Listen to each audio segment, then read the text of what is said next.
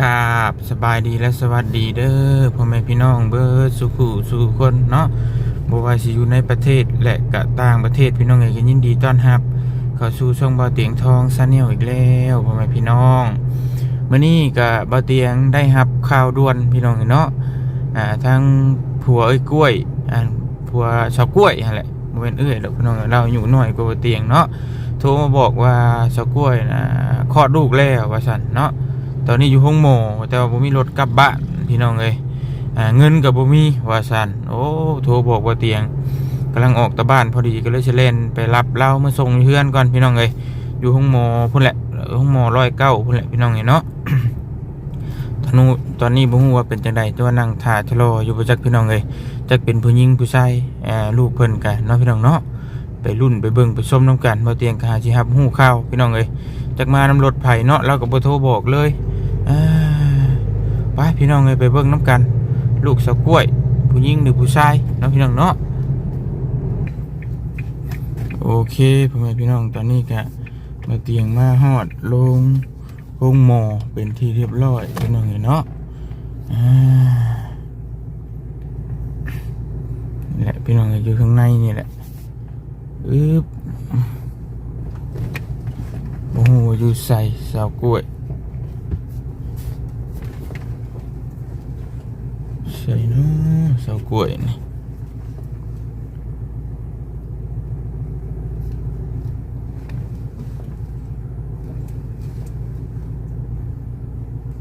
นี่พี่น้องห้องหมอแถวบ้านบ่เตียงมากอะที่อยู่นี่แหละเนาะเป็นห้องหมอ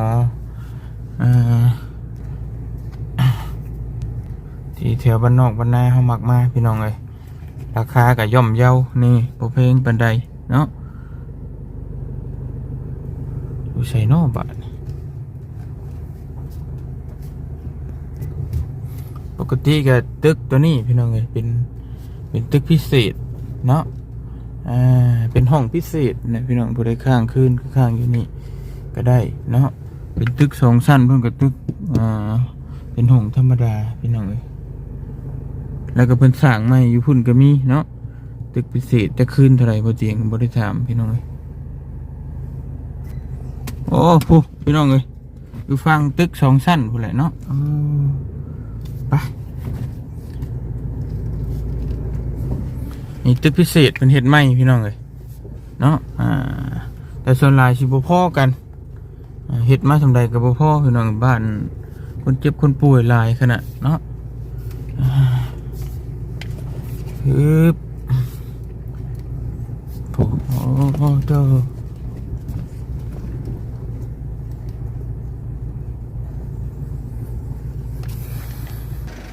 โอ้โหพี่น้องเลยออกมาเลย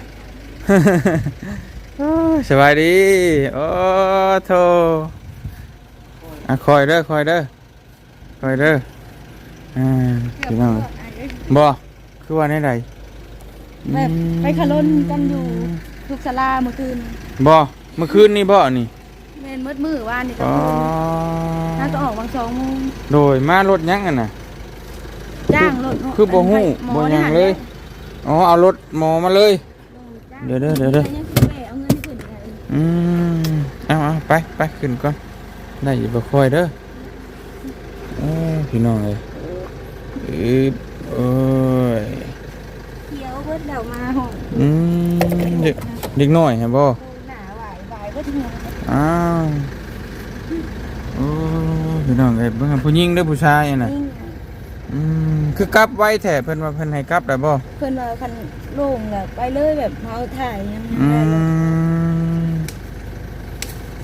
พี่น้องเลยเดี๋ยวไปใส่มือเพื่อนเฮาพุ่นละไปล่ะไปขึ้นมาไปขึ้นรถพุ่นไปขึ้นรถไปขึ้นเมื่อเพื่อนไปขึ้นไปเลย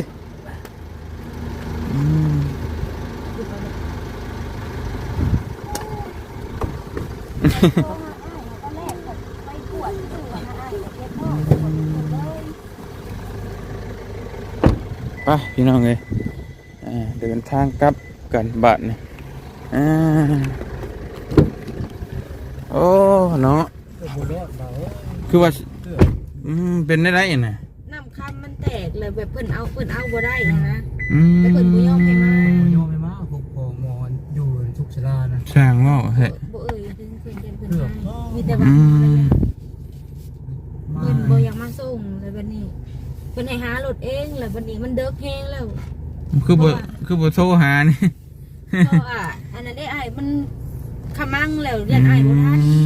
บ่าย เพราะว่า สองคืนกัน เพราะว่าเจ็บท้องแฮงแล้วแบบนำเข้าปลาแตกเรียบร้อยเลย อืมได้เมื่อคืนนี้เลย โดย โอ้ นำ เป็น เข้า ไง ปลาแตกแต่ว่าได้ก็ยากจนเกือบบ่รอดเลยลูกค่ะ จ้างรถหมอบ่มาส่งหมอชุกชลาน่ะ โดย อืม นี่ก็สิแวเอาเงินแม่โอนมาให้2,000 อื มาม จ่ายค่าหมอกับค่าหลุดเพิ่นมาคืนนี่แหละ อืมเท่าไรเพิ่นรถเพิ่นเอานำ ยังบ่ได้ถาม อืม เพราะว่าถิ่มรถจักรถิ่มเอียงอยู่หันเพิ่นนะเกิบก็บ่ โอ้ ได้มา โดย แบบคำมั่งนะอ้ายแบบเจ็บ อืม ยังบ่ได้เจ็บท้องค่ะแบบมูกออกแบบอิดนั่นแหละมากวดว่ายันคลอดก่อนนะคะ อืมเจ็บแต่เมื่อวานนี่บ่ แต่มื้อวันที่5มื้อ ป เช้า อโต อืม มาตั้งแต่7 โมง อืมแต่ว่าหากเขากอันพังเบิ่งไปสิบ่เจ็บบ่เฮงบ่ โดยแบบเพิ่นก็ให้อดอยู่หั่นแหละแล้วบัดนี้มันเอาบ่ได้แต่เพิ่นก็บ่ยอมให้มาเลย อืม เป็นว่าให้ซอกหารถเองแต่ว่าคันที่ซอกหาได้ แต่ว่ามันบ่ทัน มันมาเฮาผัดเร่งด่วนเนาะ โดยแบบลูกค่ะแบบมันคาวปลาแตกเลยมันขาดออกซิแล้ว แม่น เลยก็เลยแบบไปส่งแน่เฮาสิเสียเงินให้กับโยมค่ะก็เลยเพิ่นก็เลยมาส่ง อืม เรื่องไม่มาเลยหมอนะ เพิ่นก็บ่อยากมาแต่มาทางนี้ทันหมอทางนี้ก็หายเกือบตายเพิ่นว่าเกือบบ่รอดรับหัวใจถึงตื่น ปั๊บหัวใจลูกบ่ โดยแห่ด โอ้ ำแห่ดำคนดำเมื่อไหร่ อืม เพราะว่ามันเป็นทุกศาลาน้อยแบบ แม่นเครื่องมือยังบ่ครบเนาะ โดย โอ้พี่น้องเอ้ย เพิ่นก็บ่อยากเสียเปรียบเนี่ยแหละมาแบบเพิ่นเอาซ้ำนี้ก็เอาบ่ได้หั่นนะ อืม สิได้ซื้อถ่านนี่ได้ไอ้รบกวนไอ้อีกเรื่องหนึงนะ โดย มีถ่านอยู่ไฟ ทานดังอันนั้นน่ะบ่ โดย อืมเดี๋ยวอ้ายไปชื่อให้ก็ได้ดอกบ่ยากดอกอืม น้องซื้อไว้แต่อีกนั่น7 เป๋าตอนนี้ยัง4 เป๋าเพราะว่าใช้น้ อืม ำปืนกับมันบ่พอเพราะว่าปืนต้มน้ำร้อนเดียว โดยเอ้าก็ว่าอยู่มือสองมือก่อนน่ะบ่อ้ายไป ตอนแรกสิได้ผ่าเลยได้ไอ้ อืม น้องหามากวดมือสองมือหลังหันเพราะว่าเฮ็ดคามาโนแล้วเลยเด้ อืม เพราะว่าเกียมไว้ว่าเพราะว่ามันโดนแก่ตัวหลายเลยยันได้ผ่า อืม แล้ววันนี้ไปเอ็กโกหมอว่าผ่าได้เลยเพราะว่านำกระป้ามันหน่อยแล้ว อืม นำกระป้าหน่อยเดียวนึง อืม อย่างกันแล้ววันนี้พากันมาไปเอ็กโกกับเพิ่นเมื่อเลยว่า คือมื้อนี้ไปเอ็กโกมื้อแรกมาก็เจ็บท้อง แบบเจ็บแบบบ่ฮู้แบบบ่ได้เจ็บแห้งนะอ้ายแบบคือเฮาปวดถ่ายธรรมดาซื่อๆบ่ได้ฮู้ว่าเจ็บท้องแล้วมีมูกออกแล้วก็พากันมาให้ท่านหมออยู่สุขศาลาเบิ่งให้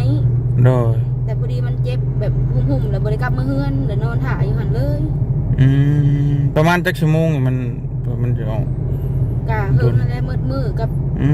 นอนอยู่ห้องหมอดูชุกชลาบ่บนมือคืน มืดมือกับเที่ยง จ คื น น จนฮอดเที่ยงคืนเพิ่นมาส่ง เที่ยงคืนบ่ายสองโมงคืน นั่นแหละคือหารถบ่ได้ก็คือนั่นแหละมัน สอ เลิ ง ก โมงบ่ายก็3 โมงแล้ว ตะเวียนใช่อยู่เนาะ เออ ไว้ตัวหา แต่กลางเว้นผัดเจ็บผัดยังบ่ทันจันแห้ง กา เพิ่น นี่ แล้วบ่ให้ ด่วนได้ว่านี่ เพิ่นก็บ่มาส่งนำหน้าเลยว่าแล้วกันนะ ยางแห้ง อีกอย่างน้องก็คิดว่ามันใกล้แน่หั่นนะอ้ายแบบคันว่าออกอยู่หั่นได้แล้วมัน ตอ ใก น ล้ เราที่แรกว่าก็เอารถแล้วกันเจ้าจะหาลงไปหาเด้อตัวเราที่แรกใครอยู่นี่มันโจจันเลยเด้ว่านี่เนี่ย ซื้อนมในเด้อ ทัด เพราะว่านมยังบ่ทันกลัวสิกินน้ำร้อนได้นมลูกนั่นน่ะ ท่านได้มีนมมีหยังบ่ โดยต้องเมื่อกินน้ำร้อนกินหยังจังสิเมื่อคืนอยู่เพื่อนเพิ่นแหละ โอเค บ่ได้กินนมแต่คืนนี้ เมื่อคืนนั่นจังว่ากันพี่น้องเอ้ย ที่เขาซิโนไปเอาเงินแล้วก็แตกเงินไปจ่ายค่ายาหมอเขาเอารถเลยหมดเงินหลายไอ้เอ้ย ว่าเท่าไรเอามานี่ก็ได้ ผู้ที่หมด 7,000 ป้าโต ผู้ที่ 7,000 หม บาท ดเลยเงินน่ะโทรพอน้ำแม่ใหม่อีกแต่ อัน7,000นี่เฉพาะตรงนี้บ่แม่นมุมคลินิกยังบ่ได้เสีย คลินิกอีกบ่ บ่ไอ้ทุกศาลานะ อ๋อ เพิ่นเอาขายากับค่าหลาย อ๋อ หลายอย่างแหละ โดยซื้อนมให้น้อง เพิ่ เพิ่นก่อน เสียค่าหยังแน่ เนาะ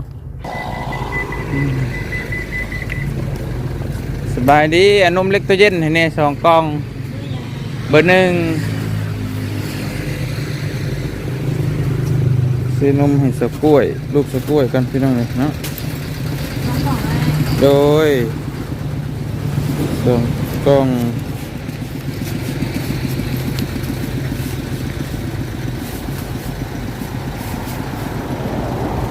กล่องเท่าไหรเนาะตอนนี้เศษ1,2,000อันนมเล็กก็ซอยให้เนี่ย2แพ็คตัวน้อยก็ได้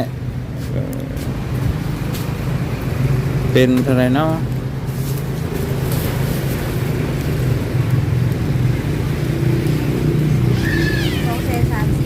230โอเคพอดีโดยกับใจละลายไปพี่น้องกันซื้อนมให้ลูกสะกล้วยโอ้ทอดอนาคตแบบกระทันหัน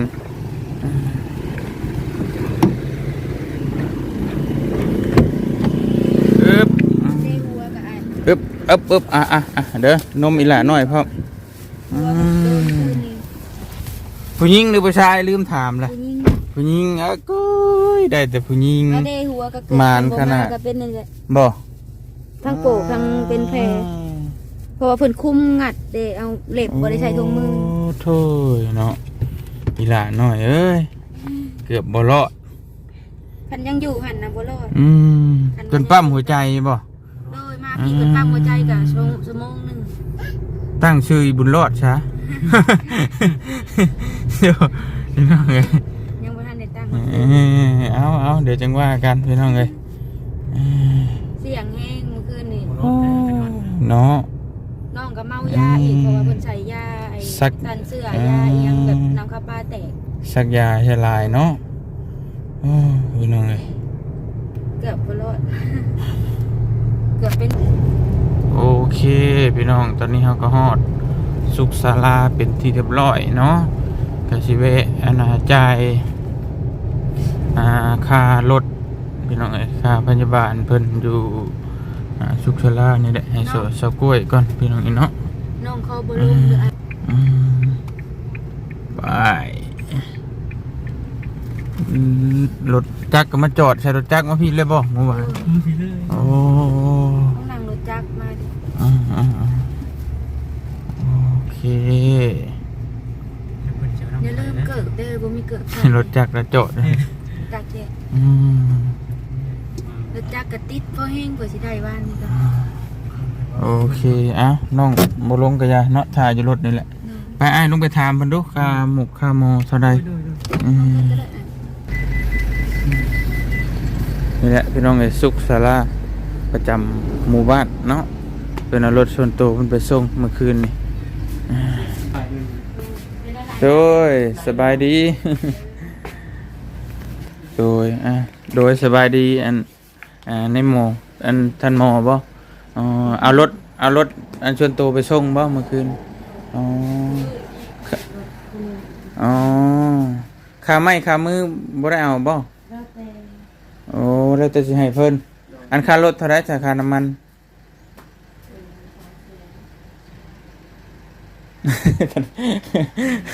เท่าไรก็300,000โอเค ไปแม่ของให้เฮา เพราะว่ามันบ่ได้เกี่ยวกับอันของเพิ่นเนาะเป็นรถส่วนตัวของต่างหากอีกบุคคลหนึ่งนะพี่น้องเอ้ย เพราะว่าถ้าแม่ละนั่นจะเฮาแนะนำให้เพิ่นไปหาโหลดแล้วเราว่าเราบ่มีรถเลยหาเพิ่น ให้เพิ่นโทรหาอยู่แต่ว่าเพิ่นก็บ่โทรหาจนมาบ่ทันว่าซั่นเนาะโอเคอ๋อโดยตึกโมงบ่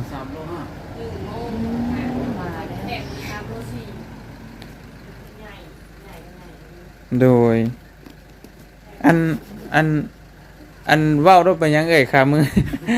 ให้ยาก แต่ว่าแล้วแต่นี่เนาะ ปกติหั้นนะตามมันอยู่บ้านเมืองเพิ่นให้กันนั่นแหละ 2 คนบ่2 คนบ่อันหมออยู่อันอยู่ในอ๋ออ๋อโอเคเอาซะอันนี้ค่ารถเพิ่นเนาะ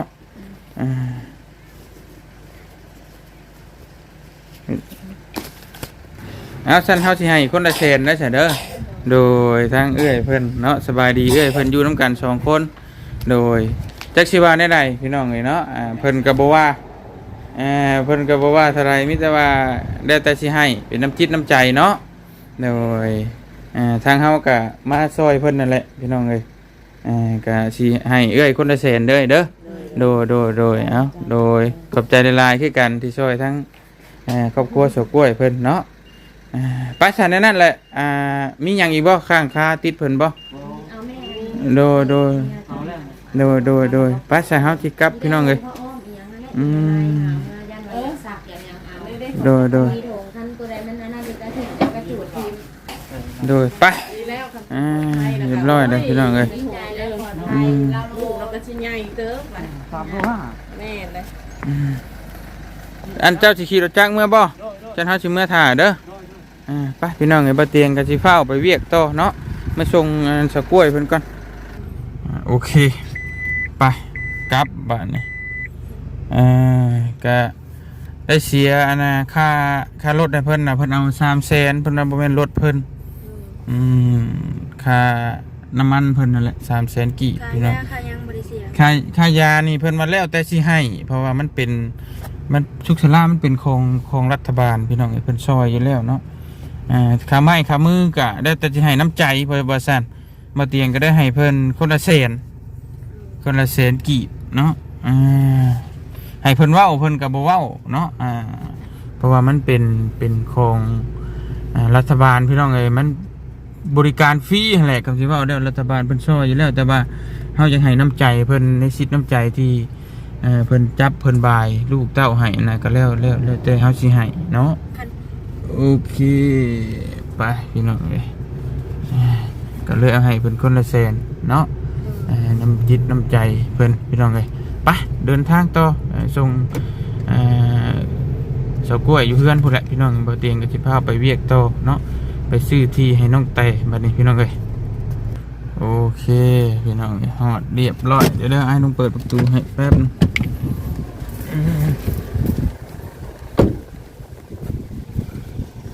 พี่น้องเอ้ยลงได้บ่เดี๋ยวแป๊บนึงเด้อมาค่อย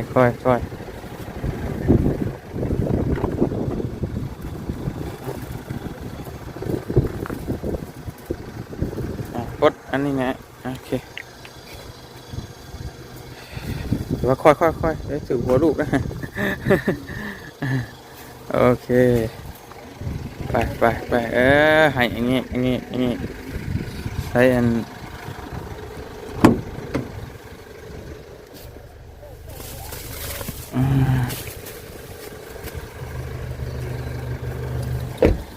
เข้ามาอีล่า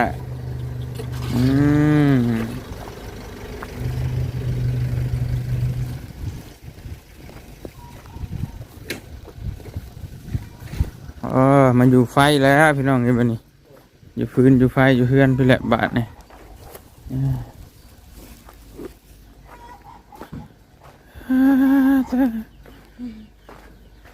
เอาทานก็มันยังมีอยู่บ่ ยังผีเป่าโอเคมันได้สิเล่นหาชื่อมาให้นี่เด้อนมเด้อแดงเบิดเนาะจนนูเบิด ปลูกเบิดเลย ปลูกเบิดเลยมีแต่คอยบ่ได้ก็จังหาน้ำอุ่นน้ำร้อนเด้อให้เพิ่นจะล่ะน้อยยังคันได้ตั้งชื่อให้เพิ่นครับยังหานอนบ้าเด้อ เมื่อคืนนี้เคี้ยวเบิดแล้วเกือบ เด้อ เราบ่ได้อ้ายจะเป็นบ่ได้มามื้อนี้ เงินก็เบิดรถก็บ่มี บ่ได้เว้าสิยากลิ้นตัวหาพุ่งเว้า บ่เป็นหยังมีแต่บอกให้โทรบอกกันเฮ้ยบ่โทรมันจะม้อยอยู่ ตัวมันสิบ่ยาก มีแต่และชุมพื้นชุมไผ่นี่แหละให้เราอยู่ไผ่บัดนี้เนาะ เราจะขึ้นอยู่เทิงเพราะว่า เน้นเน้นฮะ สิเพิ่มก็ได้แต่ว่าเป็นยัง ได้อยู่กินน้ำอุ่นน้ำร้อนแล้วก็เที่ยวมาอาบน้ำอยู่พี่เป็นหยัง เพราะว่าเฮาบ่มีคนอยู่นำหรือบ่กล้าอยู่ แม่นครับอันนี้ก็ชงให้เพิ่นกินนั่นแหละชงเป็นอยู่แล้วว่าเต้าเต้าก็ท่านได้มีครับมีหรือบ่ มีเลย อันน่ะท่านได้ชื่อครับ ท่านเดียดนี่บ่มี ชื่อผมทำงานเดียด สิเอาไปซื้อพายางนำ โดย อย่างมาขังแล้ว สิเอาคนพายางกันไป เนาะเอาฉันในนั้นเด้อเฮาไปต่อก่อนมีเวียกไปต่อเด้อ เข้าใจลายได้ป่าว โดยอันนั้นค่ารถค่าล่างค่าโมก็เฮาบ่เอาดอกอันนั้นเฮาช่วยเด้อเฮาช่วยเด้อ ขอบใจเด้อ โดยค่อยขอช่วยซะบ่เป็นหยังดอก มีแต่อ้ายนั่นแหละซอย บ่เป็นหยัง ตัวเองแทบบ่มีเลย บ่เป็นหยังมีแต่ว่าเดี๋ยวบัดอันน่ะนังเทื่ออ้ายมาบ่ทันตอนแรงก็แม่นบ่อื่นเด้ออ้ายสิซื้อทานมาให้น่าจะยังกุ้มอยู่ดอกมื้อนี้เนาะ ยังอยู่ ยังเทื่อตอนแรงยังบ่ทันแหละก็อ้ายสิบื้อน่าจะซื้อมาให้ โดย อันนั้นเด้ออ้ายฟ้าวไปซื้ออันน่ะที่ให้น้องแต่ต่อมีแต่มีหยังก็โทรหาเด้อ โดย โทรหาได้นังเทื่อมันเป็นได้ก็สิเล่นมาดอกโดยบ่เป็นหยังเอ้าอัน ไม่ได้ว่าจะ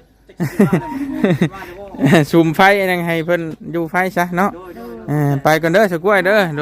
โดยอยู่ดีมีเฮงเจ้า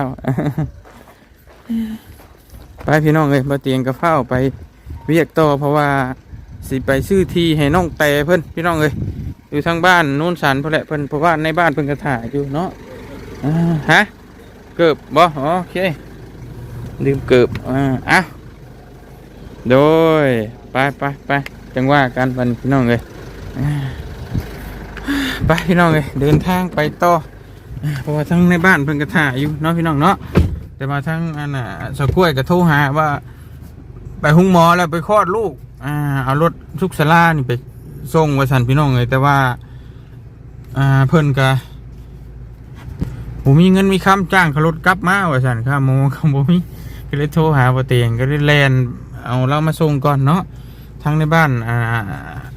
บ้านโน้นสันเพิ่นก็ถ่าอยู่ชื่อมาเซ็นชื่อที่ให้น้องแต่แหละพี่น้องเอ้ย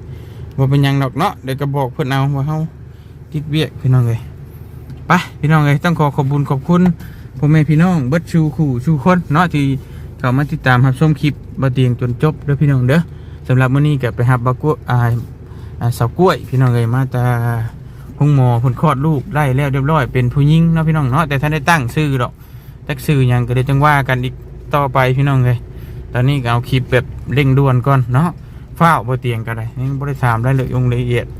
มื้อหน้ามื้อในพุ่นแหละพี่น้องเอ้ยแต่ว่ามาส่งเพิ่นฮอดเทือนถึงซ่านแล้วก็รอดปลอดภัยแล้วบัดนี้มีแต่มาอยู่พื้นอยู่ไฟอยู่กรรมแล้วก็ให้มัน